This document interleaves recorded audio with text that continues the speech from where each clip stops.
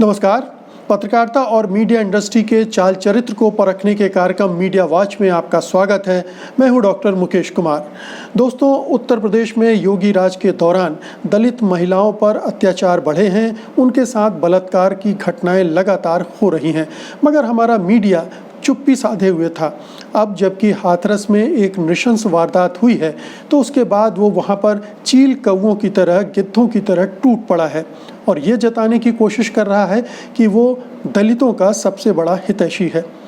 Media के रुख में ये बदलाव क्यों आया है, आज हम मीडिया वॉच में इसकी पड़ताल करेंगे।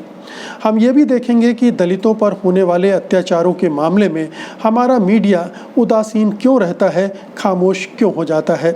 इसके अलावा इस हफ्ते बाबरी मस्जिद ध्वंस के मामले में कोर्ट का फैसला आया है जिसमें उसने सभी अभियुक्तों को बरी कर दिया है।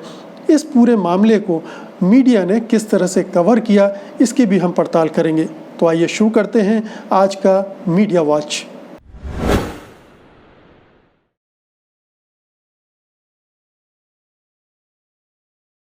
दोस्तों, हमारे मीडिया का चरित्र बिल्कुल स्पष्ट है।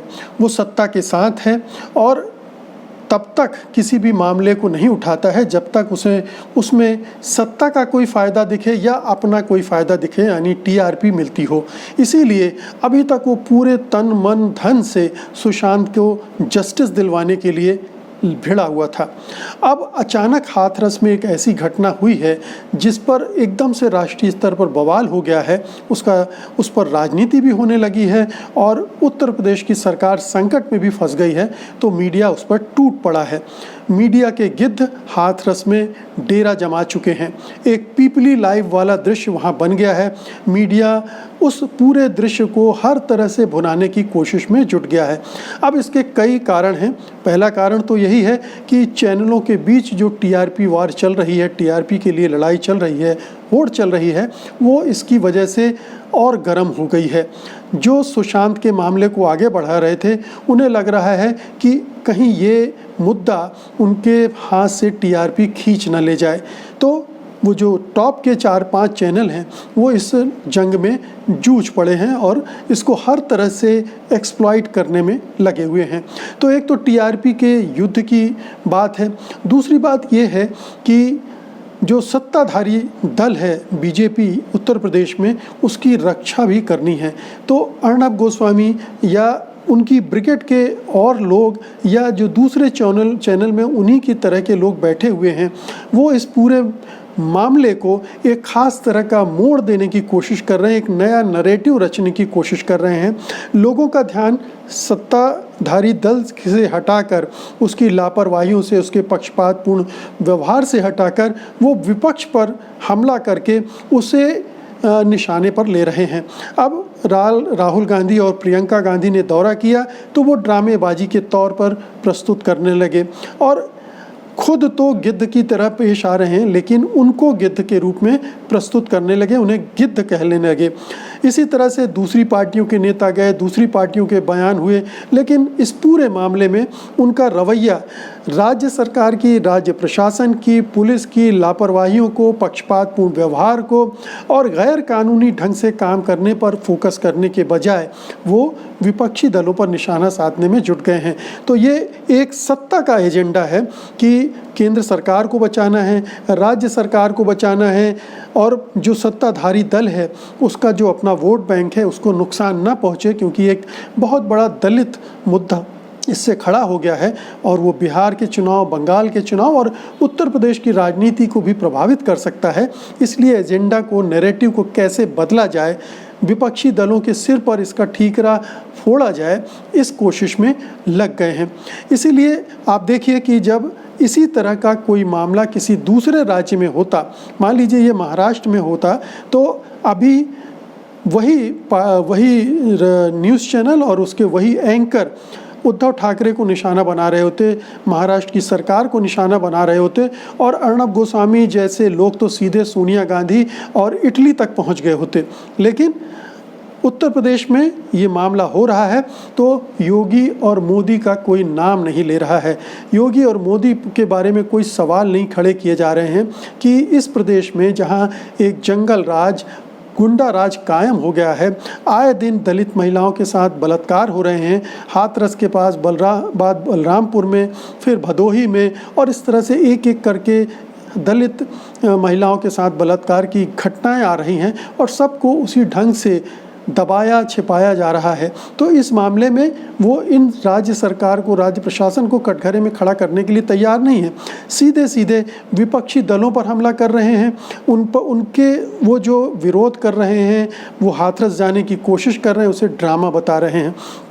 अब जब इसकी तुलना कीजिए आप, जब कभी किसी दूसरे गैर बीजेपी शासित राज्य में इस तरह की घटना होती है, तो जब बीजेपी के नेता और उनकी पार्टी इस तरह से व्यवहार करती है, तो क्या यही चैनल उसको ड्रामाबाजी बताते हैं? क्या कटघरे में उनको खड़ा करते हैं कि आप एक दलित महिला के बलात्कार की घटना को भुनाने की कोशिश कर रहे हैं गिद्धों की तरह? और बीजेपी का तो चरित्र ही ये रहा है कि सैनिकों की शहादत को भुनाने में प्रधानमंत्री तक पीछे नहीं रहे हैं। उन्होंने तमाम तरह की ड्रामेबाजी की है, इलेक्शन कैंपेन में अपनी आंखों में आंसू भर कर ले आए हैं। तो दोहरा रवैया जो हमारे मीडिया का है, गोदी मीडिया का, वो यहाँ स्पष्ट होकर सामने आता है कि जब विपक्षी दल करते हैं कुछ, तो वो ड्रामेबाजी होता है, उसमें कंसर्न नहीं होता, उसमें संवेदनशीलता नहीं होती है। लेकिन जब बीजेपी के नेता करते हैं, योगी और मोदी करते हैं, तो वो उनके लिए सब कुछ नेचुरल होता है, स्वाभाविक होता है। तो ये साफ तौर पर ये एजेंडा है। दूसरी बात यह है कि योगी सरकार के जो हथकर्म हैं, उनसे ध्यान हटाने की कोशिश है। योगी सरकार हर मोर्चे पर लगातार नाकाम हो रही है, एक के बाद एक आपराधिक घटनाएं वहां पर घटित हो रही हैं और विकास नाम की चीज़ तो उत्तर प्रदेश में हो ही नहीं रही है। ऐसे में जाहिर है कि योगी आदित्यनाथ को और उनकी सरकार को कैसे बचाया जाए, तो मामले को उल्टा दिया जाए, उनसे मामले को हटाकर विपक्ष पर लाकर ठोक दिया जाए ताकि उनकी सरकार बच जाए। और आप देखिए कि यही मीडिया जो सुशांत को जस्टिस दिलाने के लिए अभी प्राणपण से जुटा हुआ था, वो अचानक सुशांत को दरकिनार कर रहा है, हाशिए पर डाल रहा है। और क्योंकि ये सत्ताधारी दल के लिए एक बड़ा संकट खड़ा हो रहा है, उसको इस संकट की चिंता हो रही है। सुशांत का जो मामला उठाया था, वो भी सत्ताधारी दल की सेवा के लिए उठाया था, बीजेपी की सेवा के लिए, बिहार चुनाव के लिए। और अब ये जो मामला सुशांत का दरकिनार करके हाशिए में डालकर इसको उठाया जा रहा है, तो ये दूसरा उसका चरित्र है जो सत्ताधारी गोदी मीडिया के अनुसार है। अब इसमें एक और खेल चल रहा है, और वो ये है कि मीडिया अपनी एक सरोकारी छवि गढ़ने की कोशिश कर रहा है। अभी तक जिस तरह की गंद उसने मचाता रहा है, चाहे वो सुशांत का मामला हो, कंगना रनौत का मामला हो या पायल घोष का मामला हो, जिस तरह से गंद वो पैदा कर रहा था, उससे जो नफ़रत उसके प्रति, चैनलों के प्रति समाज में फैल रहा था, ये एक मौका उसे ऐसा लग रहा है कि यहाँ हम अगर उस दलित महिला के साथ खड़े हो जाएंगे, ये पूरे मीडिया के बारे में नहीं, न्यूज़ चैनलों को एक हिस्से के बारे में है, तो उसकी जो छवि है वो बेहतर हो जाएगी, एक सरोकारी छवि बन जाएगी कि वो इस तरह की घटनाओं में एक सक्रिय क्रांतिकारी भूमिका निभाता है। और ये दम ठोक कर कह रहे हैं, इसको प्रचारित भी कर रहे हैं तमाम चैनल कि वो ये कर रहे हैं। ये प्रचारित करना ही बताता है कि उनकी मंशा क्या है, वो इस पूरी घटना से क्या हासिल करना चाहते हैं। अपनी सरोकारी छवि गढ़ना चाहते हैं, अपनी टीआरपी बढ़ाना चाहते हैं और सत्ताधारी दल को खुश करना चाहते हैं।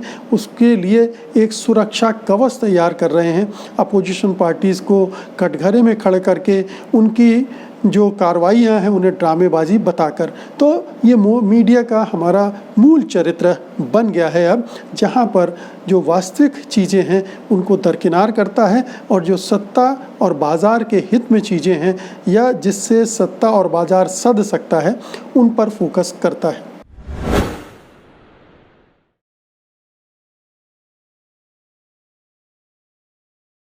एक बार फिर से ये साबित हो गया है कि हमारा मीडिया दलितों के मामले में बहुत ही पक्षपातपूर्ण ढंग से व्यवहार करता है, उन पर होने वाले अत्याचारों को ठीक ढंग से रिपोर्ट नहीं करता है, सही समय पर रिपोर्ट नहीं करता, और वो जो इस मामले में आक्रामकता होनी चाहिए जो दूसरे मामलों में होती है, जैसा कि हम सुशांत सिंह राजपूत के मामले में देखते हैं, या इसी तरह के जो जहाँ सेलिब्रिटी या सवर्ण जाति के लोग उस घटना में शामिल होते हैं, किरदार होते हैं उसके, उन पर जितनी आक्रामकता के साथ वो पेश आता है, इन मामलों में नहीं दिखलाई पड़ता है।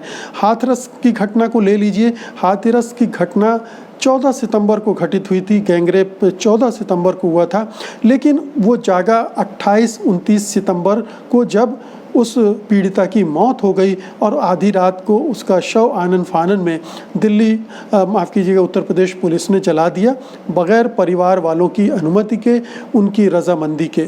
तो ये जब पूरा मामला इस तरह से बढ़ने लगा, तब उसको लगा कि ये मामला अब राष्ट्रीय स्तर का बन रहा है और इसे हम छोड़ नहीं सकते, हम इसे अनदेखा नहीं कर सकते। ये उनकी मजबूरी बन गई, इसको कवर करना उनकी मजबूरी बन गई, और वो चैनलों के बीच जो स्पर्धा थी उसने भी उनको फोर्स किया कि आप इसको ज़्यादा से ज़्यादा कवरेज दें। हालांकि उसमें भी उनका बायसनेस अलग तरह से आया, उसकी हम बातचीत करेंगे, लेकिन ये मजबूरी थी कि वो इस घटना पर टूट पड़े। हालांकि इसके पहले 1 दर्जन बड़े बलात्कार कांड उत्तर प्रदेश में हो चुके हैं, और पिछले 6 महीने में ही कई बलात्कार कांड आजमगढ़, गोरखपुर वाले इलाके में हो चुके हैं। इस घटना के बाद भी, हाथरस की घटना के बाद भी बलरामपुर और भदोही में भी रेप हो चुके हैं, लेकिन बाकी रेप के बारे में हमारा मीडिया उतना संवेदनशील नहीं है, उस पर उसको उतनी चिंता नहीं है, उसने कवरेज उतना नहीं किया, बल्कि उन घटनाओं को एक तरह से अनदेखा ही कर दिया। तो ये उसका चरित्र बन गया है। हाथरस की घटना कई मायनों में उसके लिए महत्वपूर्ण हो गई थी, जैसा मैंने पहले बताया कि सत्ताधारी दल को बचाना था और फिर टीआरपी की वार थी, इसलिए उसको उसमें कूदना पड़ा और एक अपनी सरोकारी छवि भी बनानी थी। लेकिन ये कुल मिलाकर उसका रवैया जो है वो इस मामले में नकारात्मक रहता है। अब देखिए कि जब ये कवरेज हो रहा है तो बहुत सारे चैनलों के एंकर कह रहे हैं कि उसे दलित महिला क्यों कहा जा रहा है, जो हाथरस में जो गैंग रेप की पीड़िता थी जिसकी मौत हो गई थी, तो उसको दलित महिला क्यों कहा जा रहा है? केवल महिला ही काफ़ी है, यानी महिला और दलित महिला में कोई फ़र्क नहीं उनकी निगाह में, कि सारी महिलाएं एक जैसी हैं, जबकि हम जानते हैं कि हमारी जो जाति व्यवस्था है उसमें दलितों की स्थिति क्या है और दलित महिलाओं की और भी स्थिति बदतर है। तो जो ऊंची जातियां हैं वो किस तरह से दलितों के प्रति नज़रिया रखती हैं, और दलित स्त्रियों के दमन के लिए, उनके साथ यौन दुर्व्यवहार करने के लिए वो अपने आप को स्वतंत्र महसूस करते हैं, उन्हें किसी तरह का खौफ नहीं होता है, क्योंकि सत्ता, सरकार और प्रशासन में उनके अपने आदमी बैठे हुए थे उनकी रक्षा के लिए, जो कि हमने उत्तर प्रदेश में हो रही तमाम बलात्कार की घटनाओं में देखा भी है। तो इस मामले को दलित स्त्री के तौर पर ही देखा जाना चाहिए, क्योंकि दलित स्त्री जो है दोहरे स्तर पर पिस रही होती है जाति व्यवस्था की वजह से। लेकिन चूंकि हमारे एंकर्स की जो मानसिक बनावट है, जातिवादी संरचना है, जिसमें वो इन चीज़ों को गहराई से देख पाने में असमर्थ होते हैं, उन्होंने इसको इस तरह से लिया। ये भी हम जानते हैं कि हमारे चैनलों में दलित लगभग नहीं है, एक आध भी बड़ी मुश्किल से मिलता है। तो जाहिर है कि जब वहाँ सवर्ण मानसिकता के लोग भरे पड़े होंगे, फैसला लेने वाले होंगे, तो वो उसी तरह की घटनाओं को चुनेंगे, उसी तरह की घटनाओं को बढ़ा चढ़ा कर दिखाएंगे जिसमें उनके अपने स्वार्थ सतते हों, यानी उनका अपना वर्चस्व समाज में बना रहता हो। सवर्ण जातियां समाज में अपना वर्चस्व चाहती हैं और निचली जातियों को वहीं दबा कर रखना चाहती हैं, उन्हें उठने नहीं देना चाहती हैं। और निचली जातियों में जो उठना शुरू हुआ है वो उन्हें खटकता भी है, वो आँखों में चुभता है, इसलिए वो और भी ज़्यादा सख्ती से दमन करने के लिए आमादा हो जाती हैं।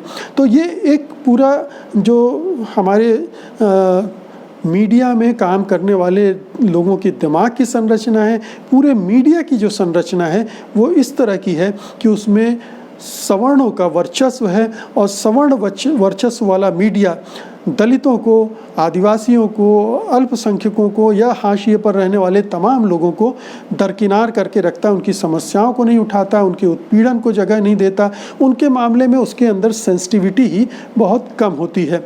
अब उत्तर प्रदेश में एक तरह से आप जानते हैं कि सवर्ण राज ही चल रहा है, बल्कि आरोप तो यह है कि कुछ खास जातियों का ही राज चल रहा है, बाकी सब इस उत्तर प्रदेश में जो बाकी जातियां हैं वो पिस रही हैं और ख़ास तौर पर दलितों की कोई सुनवाई नहीं है, क्योंकि जो मीडिया है न केवल दलितों के प्रति एक उपेक्षा भाव रखता है, बल्कि इस सरकार के प्रति उसके मन में एक प्रेम भाव है, श्रद्धा भाव है, और तीसरी बात यह है कि वो डरता भी है, योगी से भी डरता है और मोदी से भी डरता है, और ये दोनों डर उस पर इतने हावी हैं कि वो बहुत सारी घटनाओं को, अगर मीडिया में कुछ एक ऐसे जागरूक और संवेदनशील लोग हैं जो उठाना भी चाहते हैं, वो भी फिर उठाने से कतराते हैं, घबराते हैं।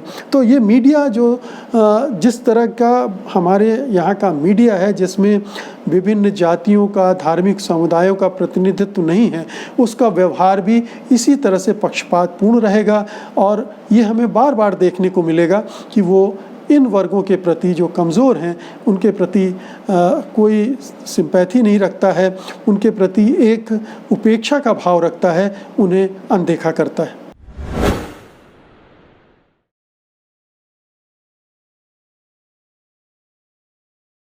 दोस्तों, हमने अपने मीडिया का हिंदुत्ववादी चरित्र बार बार देखा है, और इस हफ्ते एक बार फिर हमें उसको देखने को मिला जब बाबरी मस्जिद ध्वंस का जो फैसला है सीबीआई की अदालत ने सुनाया, और उसने कहा कि जो 32 अभियुक्त थे, हालांकि थे तो 49-17 इस परलोक सिधार चुके हैं, तो जो बाकी बच्चे 32 थे उनको बरी कर दिया, क्योंकि कोई सबूत उसको नहीं मिले, कोई गवाह नहीं मिले। जो ऑडियो वीडियो थे उनके अनुसार वो टेम्पर्ड थे, उनके साथ छेड़छाड़ हुई थी वगैरह वगैरह। लेकिन हम सब जानते हैं कि ये जो फैसला आया है ये दरअसल इसमें न्याय नहीं है, ये पक्षपातपूर्ण फैसला है, और इसमें ठीक ढंग से सुनवाई नहीं हुई है, या सुनवाई हुई है तो अंतिम फैसला उस तरह से नहीं दिया गया है जिस तरह से दिया जाना चाहिए। पूरी तरह से हम सब जानते हैं कि बाबरी मस्जिद का ध्वंस बहुत ही सोची समझी रणनीति के तहत, साजिश के तहत, तैयारियों के साथ की गई थी, और इसमें पूरा संघ परिवार शामिल था। उस समय की उत्तर प्रदेश सरकार, मुख्यमंत्री कल्याण सिंह शामिल थे, जो स्वीकार कर चुके हैं कि हाँ हमने मस्जिद गिराई है। उनको एक दिन की सज़ा भी हो चुकी है सुप्रीम कोर्ट से, क्योंकि उन्होंने सुप्रीम कोर्ट में हलफनामा दिया था कि मैं टूटने नहीं दूंगा, बाबरी मस्जिद को कोई नुकसान नहीं होने दूंगा, और उन्होंने वो किया, वादा तोड़ा, तो उसके लिए उनको अदालत की अवमानना की सज़ा दी गई थी।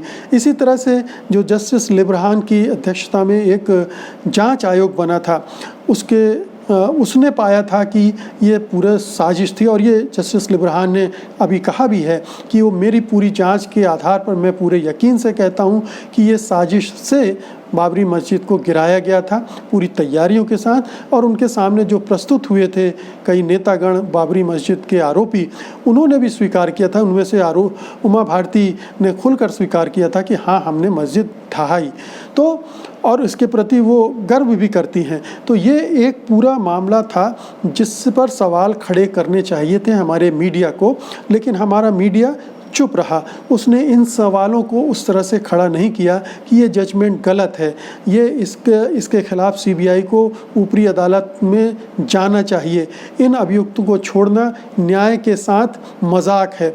ये तमाम चीज़ें हमारे मीडिया को कहनी चाहिए थी, खड़े होना चाहिए था, हाहाकार मचा देना चाहिए था, लेकिन उसने नहीं किया। वो चुपचाप बैठ गया, बल्कि उसने ये दलील देने की कोशिश की कि अब इस अध्याय को ख़त्म मान लिया जाना चाहिए। यानी एक जो अक्टूबर में पिछले साल जस्टिस गोगोई की अध्यक्षता वाली बेंच ने फैसला सुनाया था, वो भी एक तरफा था, वो भी न्याय नहीं था। हम सब जानते हैं कि उसमें भी दूसरे पक्ष के दावे को बिल्कुल अनदेखा कर दिया गया था, और एक राजनीतिक फैसला सुना दिया गया था जिसका न्याय से कुछ भी लेना देना नहीं था। उस समय भी हमारे मीडिया ने इसी तरह की दलील दी थी, और अब ये जो दूसरा हिस्सा था उसके मामले में भी उसका रुख यही है। ये नहीं समझ रहे हैं कि अगर अपराधियों को, दोषियों को सज़ा नहीं मिली है तो इससे आगे आने वाले समय में क्या संदेश जाता है। इस तरह के अपराध करने वालों की हौसला अफजाई होती है, वो और दूसरे जगहों पर भी यही दोहराने की कोशिश करेंगे, कर सकते हैं, करने की तैयारियां चल रही होंगी। तो हमारा मीडिया, हिंदुत्ववादी मीडिया, हिंदू भगवा रंग में रंगा हुआ मीडिया, एक तरफा मीडिया, गोदी मीडिया, सत्ताधारी और संघ परिवार के साथ खड़ा मीडिया, इस पूरे मामले में भी उसी रूप में दिखाई दिया। वो न्याय के पक्ष में नहीं था, वो सत्य के पक्ष में नहीं था, वो पत्रकारिता के पक्ष में नहीं था, इन सब के खिलाफ खड़ा था और जाहिर है कि उसने अपने आप को और भी ज़्यादा नीचे गिरा लिया है। रसातल में तो पहले से था, उससे भी नीचे अगर कोई जगह है तो वो वहाँ चला गया है। तो दोस्तों, ये था आज का मीडिया वॉच। हमें उम्मीद है कि आज का ये अंक आपको पसंद आएगा और आप इसे लाइक करेंगे, शेयर करेंगे। जिन मित्रों ने अभी तक DB लाइव को सब्सक्राइब नहीं किया था वो उसे सब्सक्राइब भी करेंगे। अब मुझे अनुमति दीजिए, अगले शनिवार को आपसे फिर मुलाकात होगी। तब तक के लिए नमस्कार।